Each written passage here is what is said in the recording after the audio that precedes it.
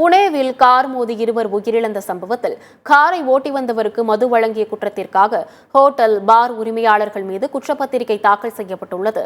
மகாராஷ்டிரா மாநிலம் புனே நகரில் மது போதையில் 17 வயது சிறுவன் ஓட்டி சென்ற சொகுசு கார் மோதியதில் இருசக்கர வாகனத்தில் சென்ற ஐடி ஊழியர்கள் இருவர் உயிரிழந்தனர். 4 மாதங்களில் 18 வயதை எட்டவுள்ள சிறுவன் வேதாந்த் அகர்வாலுக்கு சிறார் நீதிமன்றம் ஜாமீன் வழங்கியது. சாலை விபத்துகளும் அதற்கான தீர்வுகளும் என்ற தலைப்பில் கட்டுரை எழுத சொல்லி நீதிமன்றம் ஜாமீன் வழங்கியது.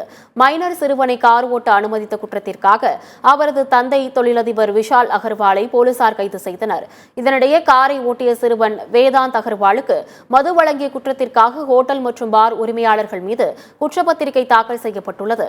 சிறுவன் வேதாந்த் அகர்வால் காரை ஓட்டும் போது மதுபோதையில் இருந்தது உறுதி செய்யப்பட்டுள்ளதால் அவரை முக்கிய குற்றவாளியாக கருதி விசாரணையை மேற்கொள்ள உள்ளதாக நீதிமன்றத்தில் மேல்முறையீடு செய்வோம் என்று காவல் ஆணையர் அமிதேஷ் தெரிவித்துள்ளார்.